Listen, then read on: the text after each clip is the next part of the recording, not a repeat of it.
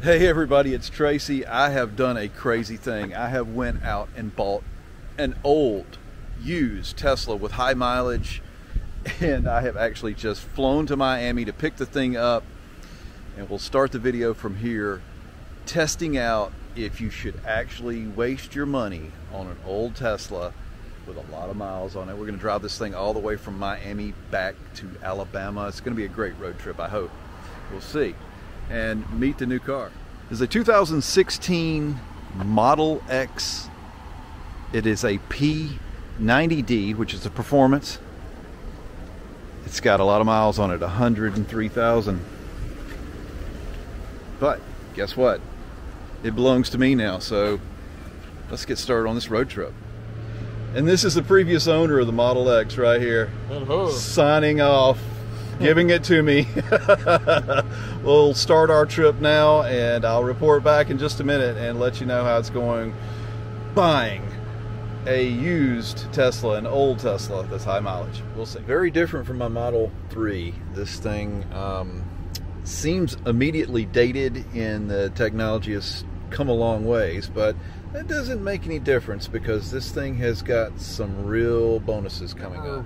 Back in the old days when Elon was desperate to sell a car, and so he gave everybody free supercharging for life, well, that stays with the vehicle as long as it goes from private seller to private seller.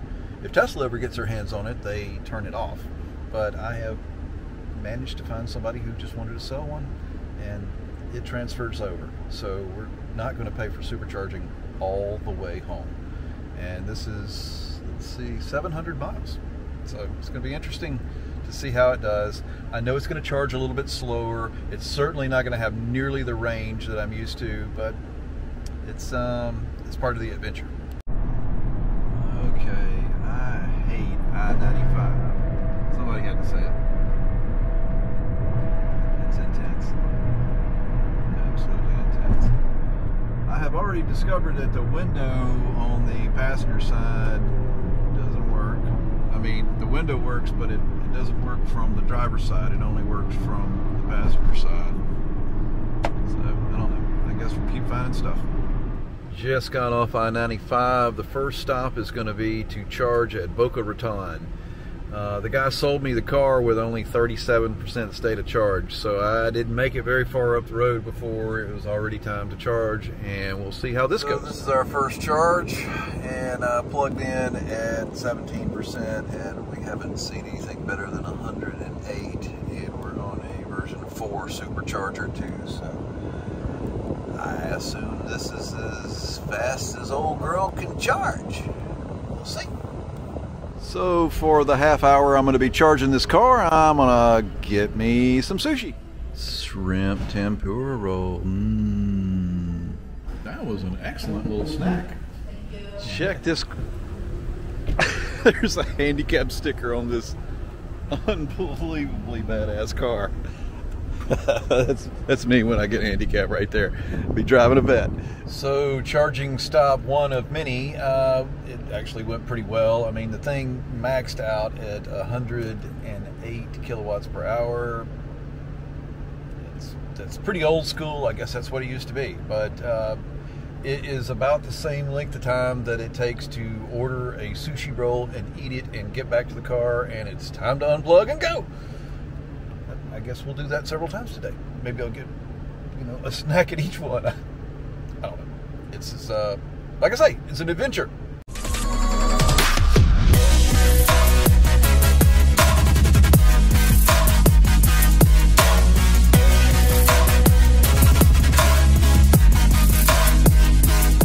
If I don't get off I-95 soon, it's going to take 2 days to get home. My Lord. Coming up on about 25 or 30 minutes worth of going between 5 and 10 miles an hour on I-95. It is just, it's just painful. I still got 18 miles to go before I get off of I-95 and get on the turnpike, and I can't wait. And now you know what you lost about 45 minutes of your life to. Yeah. Okay. little teeny tiny fender bender. Cost me that much. Okay, back on the road. Here we go. It sure didn't last very long. We got about 2 miles at regular speed limit travel, and then we dropped back down to between 30 and 40 miles an hour. And it's just classic I-95. The things that you can't stand about I-95, well, they're always there. The fun just keeps coming. I finally got off of I-10. I was so looking forward to getting on the turnpike, and the turnpike is closed because of an enormous ass wreck. They closed the whole damn turnpike. You can't get on the thing.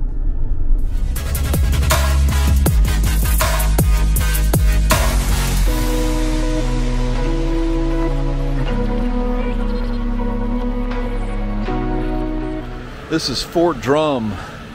It is one of those superchargers and gas station that is stuck in the middle of the Florida Turnpike.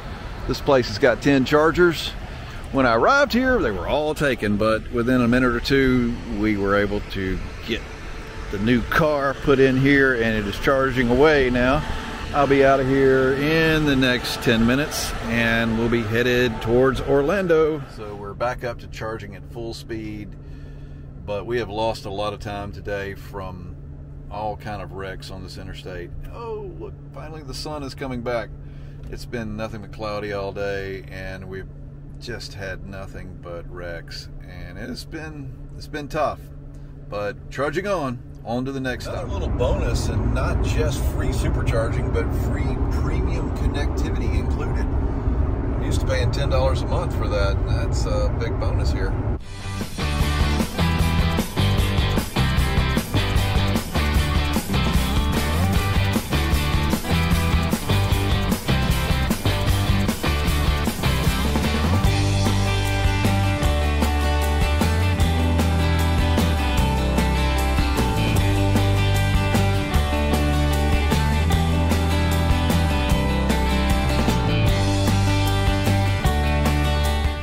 Okay, everybody, we're getting to the outskirts of Orlando, so now suddenly I am having red lights that are crazy things like the intersection of this 6-lane road and this other 6-lane road in the middle of nowhere, but there we go.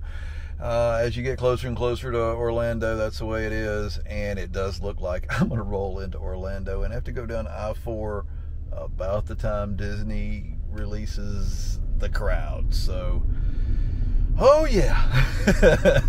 But we keep going, road tripping hardcore. Orlando traffic is for real, y'all, for real, and very, very thick. Mickey Mouse has let the crowds come at me. My goodness, it has been a very, very long day today, but we have made it to the Orlando area. Notice I'm donning a Mickey shirt just in case I happen to run into the CEO of Disney. Anyway, wow, I've never seen traffic like that. It's just like the worst that you could ever ask for. But we have made it this far. I got the car charging up. I'm going to charge it up pretty heavy tonight, so it'll be ready to go in the morning, and then I'm going to head over to the hotel. There's an Outback Steakhouse in the parking lot, so I've got a go order that will be ready about the time the car finishes charging. I'm going to just grab that on the way out of here, and that will do it for the evening. And I will give everybody an update in the morning when we take off for Alabama. Morning, everybody. I'm finally refreshed.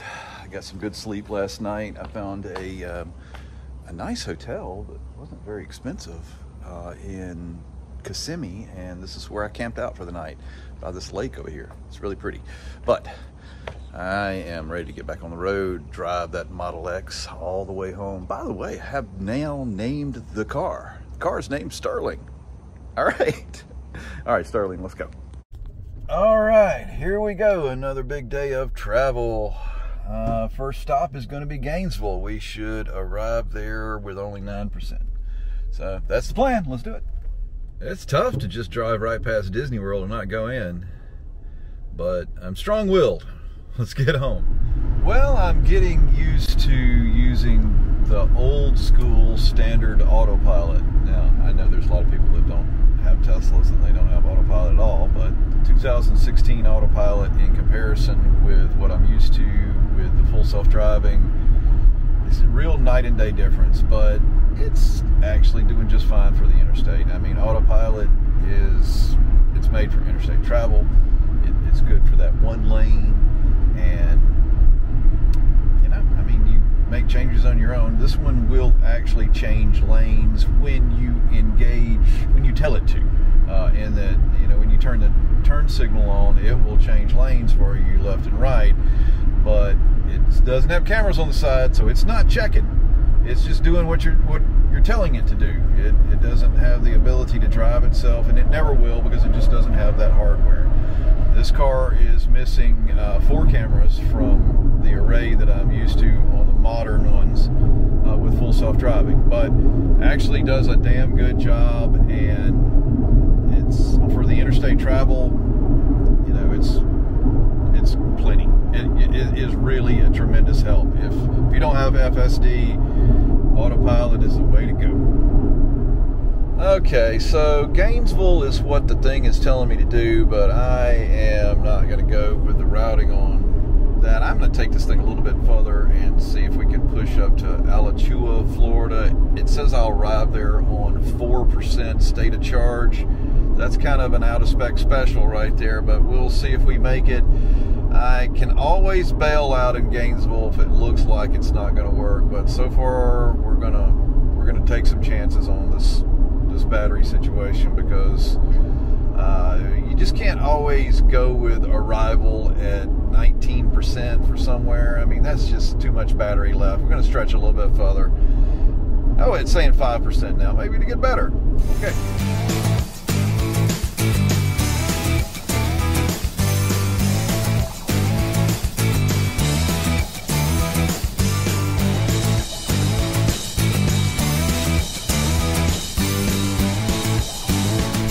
Okay, so I've once again changed the destination. We can get even further up the road. Going to try to make it all the way up to Lake City. Says I can arrive there at 7%. That is the new destination. I am pretty proud of this car for making it this distance on a single charge. This is pretty good. Let me show you. Okay, arrival at 9%. That might seem scary to some of you, but it is not. And I mean, we've just traveled the whole length of Florida. We're now in Lake City. And let's get this thing charged. That is a good long haul for any Tesla. Not to mention an old Tesla with high mileage on it like that. That's pretty cool. All right, let's get some lunch. A quick review of the Lake City charger spot. I bringing up that they have a dog park or a dog walk area right here with the Supercharger, and to me that's just so damn cool that they have this little area there. Not to mention garbage cans and everything that you would normally hope but you never find. So anyway, this is a good stop. All right, we are charged up, we're ready to roll. Next stop, Tallahassee. I really am liking this car more and more as I put the miles behind me. It's a really good car. I think that it's probably a pretty good deal, and I'm still got the flag up. You know, there's always that, when you're buying an old used car, you expect on the way home to find something, and the next day to find something, and the next day to find something else that you wasn't expecting. But there's been very little unexpected things. I found like a little window switch over here that needs to be replaced, and that's minor, and this console is not exactly working the way it's supposed to, opening and closing, but I don't know. This is a pretty good car. I think I'm gonna have some good times driving this thing. About to pull up to the new charger in Tallahassee. Haven't ever been to this one. I'll give you a charger report in just a second.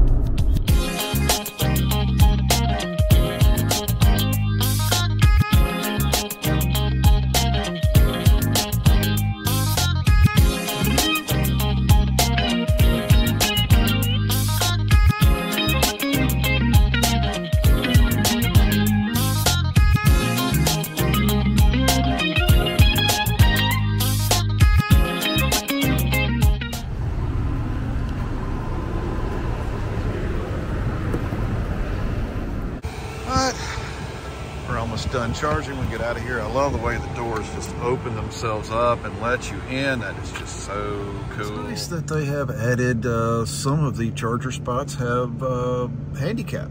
So this is a handicapped person that's not handicapped that just parked in it. She don't care. It's just ridiculous, of course. Moving on.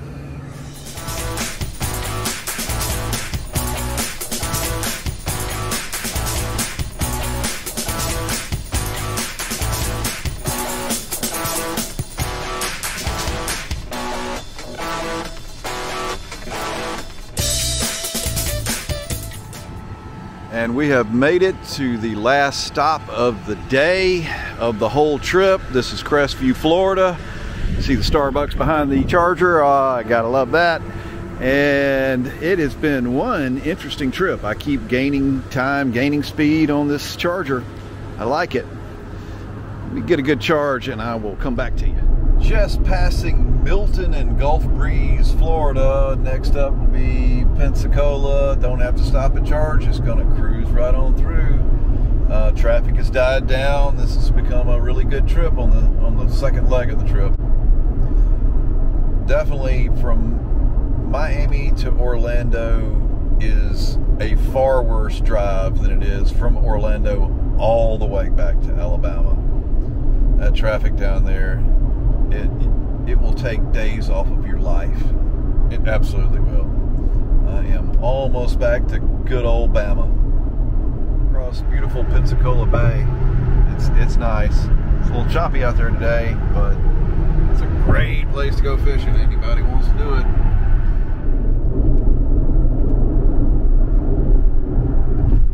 Welcome to Alabama.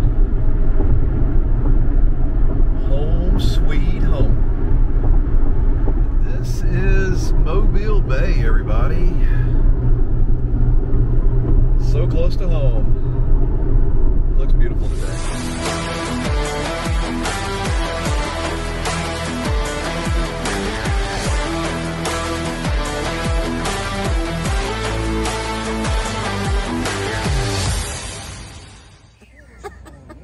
I guess you like it. All right, an end to this video, and it's been the end of a very long day. And when I got back to Mobile, I went to some family's house and we had a football party. So you can imagine what a long day it's been. But it's all been good with this car. This car so far has checked out on everything I was expecting for an older EV. It's got good, decent range. Anyway, all you need. And charges a little bit slower, but not much. And so I think that as far as a daily driver, it's really perfect. As far as a road tripper, you know, it takes a few minutes extra to get there, but not a tremendous amount. And you're getting there for free on this car because this car has free unlimited supercharging. So it's a real treasure. Everybody, thanks for watching. Please like and subscribe the video. I'll see you on the next adventure of a lifetime.